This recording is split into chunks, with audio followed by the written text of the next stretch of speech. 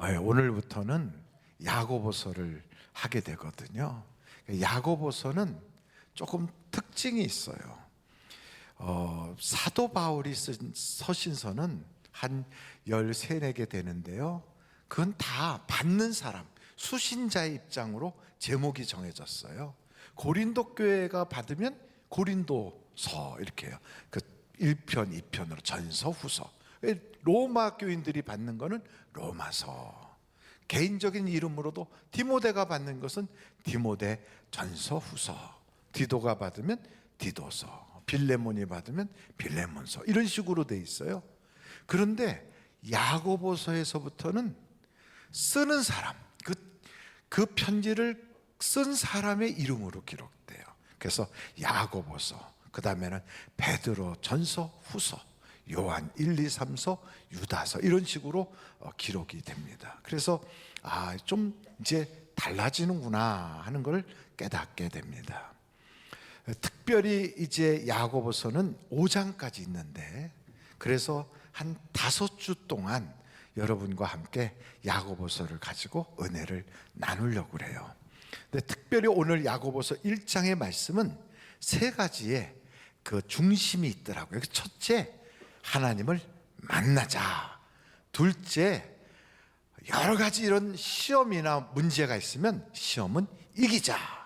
세 번째는 경건을 통하여 하나님의 은혜 받을 준비를 하자. 이런 내용으로 오늘 말씀을 증거하려고 합니다. 어떻게 괜찮겠지요? 근데 이 야고보라고 하는 인물이 참 중요해요. 신약 성경에 보면 야고보가 4사람이 등장해요. 근데 이 4분 중에 2분은 예수님의 제자예요. 그래서 큰 야고보, 작은 야고보 이런 식으로 이야기하고요. 한 분은 그것도 예수님의 그 가까운 제자들 중에 아버지 이름이 또 야고보예요. 근데 그 중에 한 사람, 요 한 사람은 예수님의 친동생 야고보가 있어요. 여러분, 예수님이 공생애라고 하는 다른 사람을 위하여 전도 사역하고 하나님의 아들로서 일하기 시작한 건 30이 다 돼서 그랬어요. 그러니까 나이 30이 될 때까지 가족들과 함께 사는데 같이 밥 먹고 같이 자라고 같은 것을 놓고선 가족끼리 서로 상의하고 그러는 그 모습을 바라보면서 그 동생이, 우리 형님은 참 성품이 좋아. 우리 형님은 참 양보를 잘해. 우리 형님은 인격적이야. 이렇게는 말할 수 있지만 우리 형님은 하나님이셔. 이렇게 말하는 건 쉽지가 않거든요. 그래서 예수님의 친동생들조차도 예수님을 믿었어요, 안 믿었어요? 안 믿었어요. 더더군다나 미쳤다고 생각하고 예수님이 어디 전도 나가거나 어디서 말씀 증거하면 쫓아다니면서 잡으러 다녔어요. 그런 만큼 예수님의 전도에 큰 장애가 되고 또 예수님의 그 사역하는 일에 가장 큰 핍박이 바로 친가족들이었어요. 그런 그 야고보가 어떻게 이렇게 변했을까? 이렇게 변하게 된 이유가 있어요. 거기는 예수님이 돌아가셨다가 다시 살아난 부활하신 예수님을 만났기 때문에 그래요. 여러분, 고린도 전서 15장 7절을 한번 보시겠어요? 여기 보면 이렇게 나와 있어요. 그 후에 야고보에게 보이셨습니다. 여기 나오는 이 야고보가 바로 예수님의 친동생 야고보에게 보이셨으며 그 후에 모든 사도에게와 맨 나중에 만삭되지 못하여 난 자 같은 내게도 보이셨느니라. 여러분, 예수님의 제자들도 예수님 잡히시니까 다 흩어졌어요. 하여간 어찌됐든 성경에 보면 예수님을 위하여 일하고 예수님의 복음을 전하고 예수님을 앞장서서 전도하던 사람들은 하나같이 다 예수님의 부활하심을 만난 사람들이에요.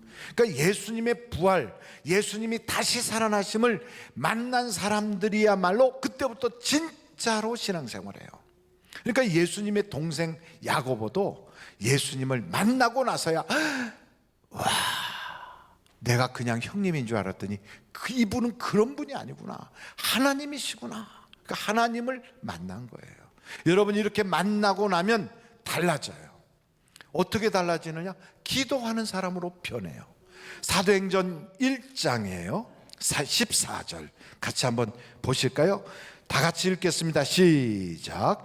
여자들과 예수의 어머니 마리아와 예수의 아우들과 더불어 마음을 같이하여 오로지 기도에 힘쓰더라.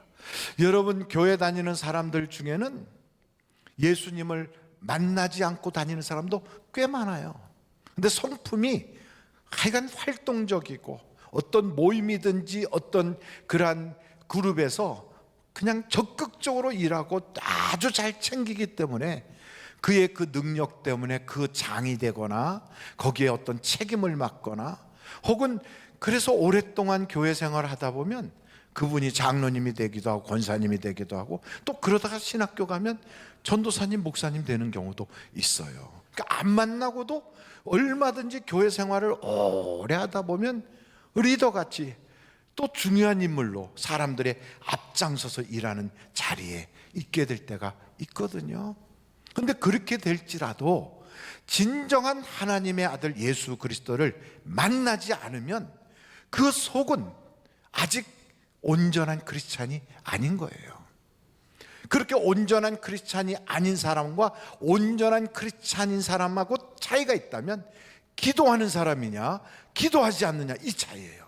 기도는 사람들 앞에 공개적으로 하는 거 말고 하나님과 1대1로 깊은 영적 관계로 들어가는 바로 그것.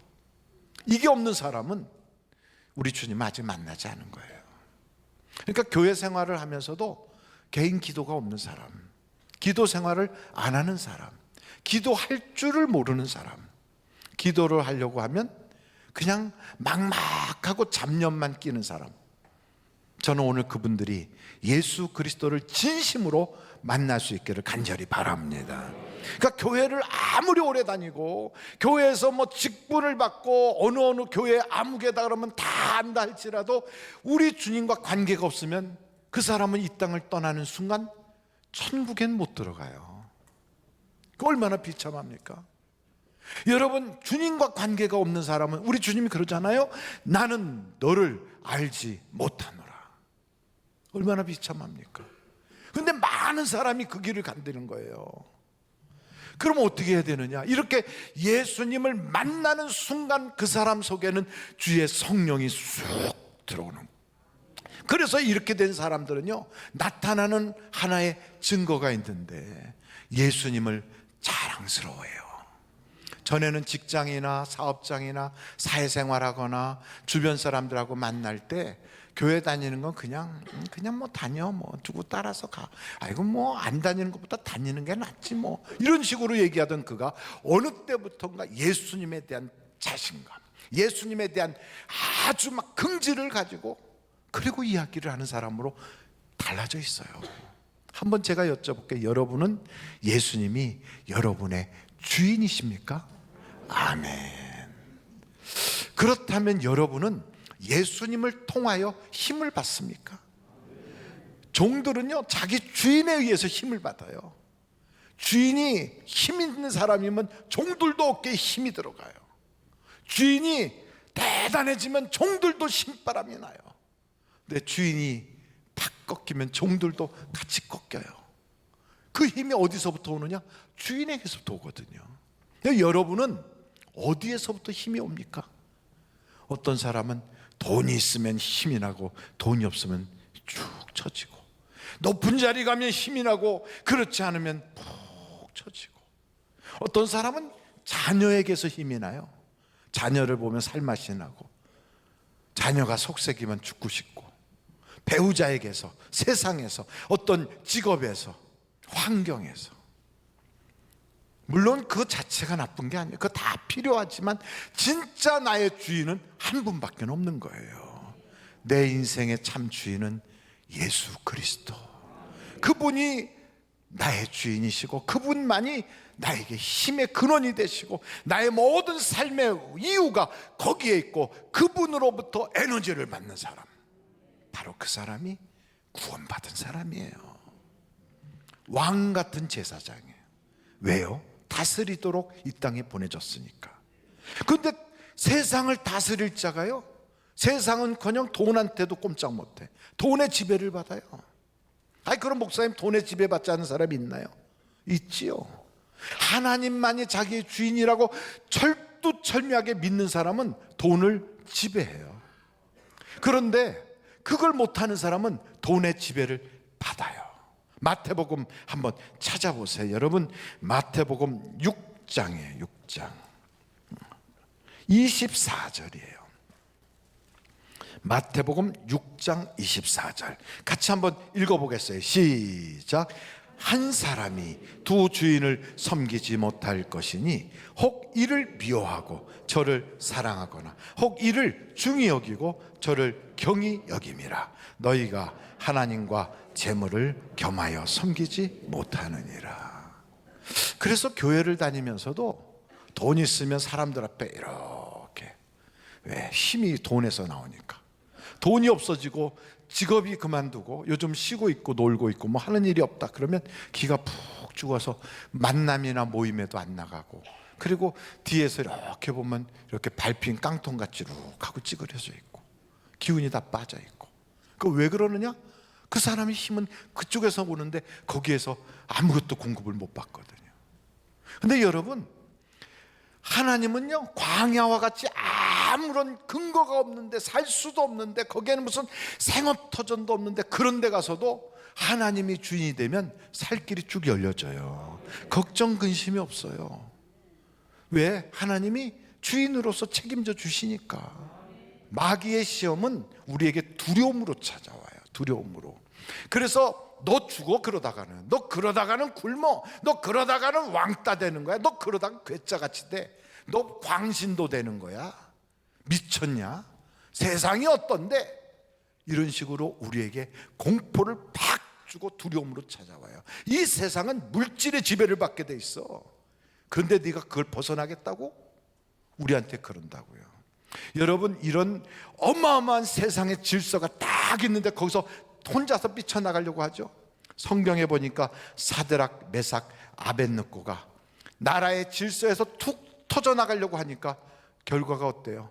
나팔 소리 들릴 때 순종하지 않고, 세상에 굴복하지 않고, 왕의 권세에 굴복하지 않으면 풀무불에 집어넣겠다. 아이고, 정말 살벌하잖아요. 아, 왕이시여, 나는 절대로 절하지 않습니다. 버팅겨봤지만 별 수 없어 질질 끌려가서 풀무불에 던져지는 거예요. 아이고, 버텨봤어. 근데 질질 끌려가. 물질의 그 세력이 얼마나 어마어마한가, 돈의 권세가 얼마나 대단한가, 물질이 얼마나 무서운 것인가를 아주 뼈저리게 보도록 질겅질겅 밟힐 수도 있어요. 그런데 그걸 버티는 거예요. 불 가운데서도 지키시는 하나님, 물 가운데서도 지키시는 하나님, 나의 하나님인 줄로 믿습니다. 주여, 나에게 믿음을 더하여 주시옵소서. 이러는 거지요. 여러분, 시험이 찾아와요. 시험은 두 가지로 와요. 외부에서 오는 시험도 있고 내부에서 오는 시험도 있어요. 외부에서 오는 시험들, 여러분, 이런 시험을 당하면 나 죽었네 하지 마시고 성경에 보니까 온전히 기뻐하라 그랬어요. 여러분, 야고보서 1장 2절을 한번 보세요. 같이 한번 보실까요? 야고보서 1장 2절이에요. 같이 한번 읽겠습니다. 시작. 내 형제들아, 너희가 여러 가지 시험을 당하거든 온전히 기쁘게 여기라. 그러니까 여러분, 어려움이 딱 찾아와. 집안에서부터 시작해요. 가장 가까웠던 사람들이 벌써 시험을 하기 시작해. 먼저 도전을 해요. 뭐 환경에서 멀리 있는 데서부터 나를 짓누르는 게 아니라 가장 가까운 곳에서 나를, 그 지배를 못 벗어나게 나를 억압한다고요. 바로 이때 하하하, 올 게 왔구나, 이렇게 시작하는 거예요. 미쳤구나. 하여간 교회를 다니다 보면 다 같이 미치지 않는 거구나. 여러분, 그게 아니에요. 목사가 미쳐서 저런 소리 하는 게 아니에요. 해보니까 하나님의 말씀은 진짜더라는 거예요. 진짜. 하나님의 말씀은 온전한 것이고요, 하나님의 말씀은 방망이와 같고, 하나님의 말씀은 검과 같고, 하나님의 말씀은 지금도 살아있더라, 이 말이에요. 이 말씀대로 행해보면 간증이 생겨요. 근데 말씀대로 행하지 않고 내 생각대로 살면 평생 가도 그 세상의 노예에서 벗어날 수가 없어요. 우리 주님은 우리에게 말씀하고 있는 거예요. 말씀을 따라 살겠느냐, 아니면 지금까지 너가 살아왔던 그 식대로 살겠느냐? 여러분은 어떻게 사실 거예요? 아이고 냅둬요, 나는 그냥 이렇게 살다 죽을 거예요, 그러실 겁니까? 아니면 아닙니다, 나는 이제부터 하나님의 말씀대로 살기로 작정합니다. 어떤 삶을 사시겠어요? 여러분, 새로운 길로 들어선다는 건 모험이에요. 모험은 위험한 거예요. 그러나 그 위험한 그 속에서는 엄청난 축복이 따라오게 돼 있어요. 그러므로 여러분, 이런 위기가 찾아오고 시련이 찾아오고 시험이 찾아올 때 성경은 우리에게 뭐라고 그럽니까? 온전히 기뻐해라. 한번 여러분, 온전히 기뻐하라, 다 같이 해볼게요. 시작. 온전히 기뻐하라. 왜 온전히 기뻐하는가? 시련이 찾아오면 인내가 성장해요. 여러분, 인내도 하나님 주신 성령의 열매거든요. 그리고 뿐만 아니고 거기에는 분명한 면류관이 거기에 있게 되거든요. 그래서 성경을 딱 보니까 이야, 하나님께서 여기에는 면류관을 주신다고 약속하셨구나. 한번 여러분 12절을 보세요. 야고보서 1장 12절 같이 한번 읽겠습니다. 시작. 시험을 참는 자는 복이 있나니 이는 시련을 견디어낸 자가 주께서 자기를 사랑하는 자들에게 약속하신 생명의 면류관을 얻을 것이기 때문이다. 그렇습니다, 여러분. 시험은 면류관이 따라와요. 우리가 이 세상을 어떻게 보느냐, 이게 참 중요하거든요. 한번 여러분 어깨를 쫙 펴시고 고개를 드시고요, 그러면서 한번 정시하듯이 저를 한번 똑바로 쳐다봐 주세요. 이 세상에 대하여 타 종교는 고해라고 그래요. 고해, 고난의 바다라고 그래요. 이 세상은 고생하는 곳이다, 이렇게 보는 거예요. 근데 우리 예수 믿는 사람들은 그렇게 안 봐요. 이 세상은 하나님이 만든 것이에요. 그래서 참 아름다운 세상이에요. 그리고 이 세상은 경주장이에요. 뭐 하는 경주장이냐? 메달 따는 경주장이에요. 면류관 맞는 경주장이에요. 그래서 인생의 경주를 하기 위해서 우리가 지금 딱 서서 달려가는 거거든요. 여러분, 올림픽 대회는 아무나 나가나요? 그렇지 않아요. 각 국가에서 가장 탁월한 선수들만 국가대표가 돼서 태극기 딱 달고 나가는 거예요. 이 사람들은 태극기 달고 나갈 때 자기 나라에 대한 자긍심으로 얼마나 자신감 있게 나는 대한민국을 대표하는 거야 하고 나간단 말이죠. 우리도 똑같아요. 나는 예수 그리스도를 대표하여 예수의 명예를 걸고 나는 세상에서 달려간다, 이 말이죠. 그래서 세상을 달려갈 때 그 경주에서 어려운 일 만나고 고통을 만나고 힘든 일을 만나서 그냥 역경 속에서 달려가도요, 그때마다 세상의 면류관은 1등, 2등, 3등한테만 금, 은, 동을 주지만 하나님의 나라는요, 고난을 겪어 넘어갈 때마다, 힘든 일을 넘어갈 때마다 우리 주님이 잘했어, 잘했어 그러면서 우리에게 쉼없이 면류관을 허락하여 주시는 거예요. 이 세상은 뭐하러 왔느냐? 우린 면류관 받으러 온 사람들이에요. 상 받으려고 온 사람이에요. 그러므로 이 세상에서 그 달리기를 할 때 절대로 기죽을 거 없어요. 시련이 오면 기뻐하면서 달려가는 여러분이 되시길 간절히 바랍니다. 감당치 못할 시험을 허락한 적이 없어요. 내 속에서 때로는 시험이 올 때도 있어요. 내 속에서, 외부에서 오는 게 아니라 내 속에서. 그래가지고 누가 그렇게 미워져. 그냥 생각할수록 우라통이 푹푹 올라와. 옛날에 그냥 먹었던 게 소화 안 돼가지고 위에서부터 쓴물과 신물이 팍 올라오는 것처럼 그냥 막 쑥쑥 올라와요. 김 집사 그때 나한테 왜 그랬을까? 막 그때 이 권사가 나한테 왜 그런 소리 했을까? 막 왜 목사님은 나한테 왜 얼굴빛을 그런 식으로 눈을 째리면서 돌렸을까? 막 이런 생각이 울컥울컥 올라와. 여러분, 이런 생각이 들 때 그것은 어떻게 해야 되느냐? 성경에 보니까 기도함으로 이기라는 거예요. 기도함으로. 그래서 너희 마음과 생각을 지키시는 하나님께 기도하라. 그리하면 하나님께서 온전케 해주시고, 온전케. 어떻게? 감사함으로 구할 것을 구하라. 그러면 하늘에서부터 평화가 오는 거예요. 평화, 평화로다. 하늘 위에서 내려오네. 그 사랑의 물결이 나에게 확 밀려오도록. 미워했던 사람들이 하나도 없어지게, 내 속에서부터 격동이 싹 없어져 지혜가 생기는 거예요. 여러분, 성경을 보면 사울이란 사람이 전쟁에 나갔어요. 전쟁에서 싸우려고 나갔더니 아니 감당할 수 없는 골리앗이 나왔어. 아무도 대신에 나가서 싸워줄 사람이 없어요. 큰 낭패를 당했는데 그때 마침 생각지도 않았던 다윗이 와가지고 그 골리앗을 때려잡아 버린 거예요. 이 다윗은 자기 군사도 아니고 어디서 오도록 예약된 사람도 아니에요. 그냥 갑자기 나타난 사람이에요. 사울의 입장에서 볼 때는 엄청난 인재를 얻은 거예요. 여러분, 사람을 얻는다는 건 큰 축복이거든요. 그러니 얼마나 행복해. 야, 전쟁에 이긴 것보다 내가 인재를 얻은 게 더 큰 복이다, 이렇게 나가야 되는데 사람들이 막 사울 왕이야 막 그러면서 막 환영을 하고, 다윗이 죽인 자는 만만이요 사울이 죽인 자는 천천이다 그러면 맞아 요번에 다윗이 공을 세웠어, 여러분 우리 다윗을 위해서 박수를 한번 더 쳐주세요, 이렇게 나가는 게 정상인데 그걸 꽃같게 생각해가지고 이렇게 쳐다보더라요.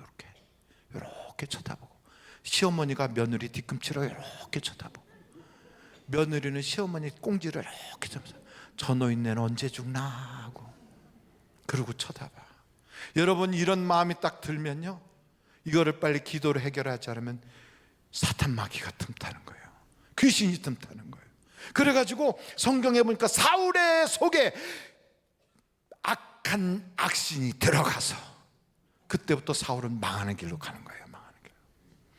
사랑하는 성도 여러분, 어떤 시험과 문제가 있을지라도 이기시기를 간절히 바랍니다. 한번 절따라해보세요. 이기자. 크게 다시 한번 이기자. 이겨야 돼. 시험은 무조건 이겨놓고 봐야 돼요. 마지막으로, 여러분, 이런 정말로 우리 주님을 만나야 되고 시험은 이겨야 되는데 결정적으로 하나님이 그 많은 복을 주시려면 내가요 경건한 사람이 되어야 되는 거예요. 성경을 한번 보겠어요. 야고보서 1장 27절입니다. 다 같이 한번 읽겠습니다. 시작. 하나님 아버지 앞에서 정결하고 더러움이 없는 경건은 곧 고아와 과부를 그 환난 중에 돌보고 또 자기를 지켜 세속에 물들지 아니하는 그것이라. 다시 한번 보겠어요. 경건이 뭐라고요? 경건은 곧 고아와 과부를 그 환난 중에 돌보고 자기를 지켜 세속에 물들지 아니하는 그것이 경건이래요.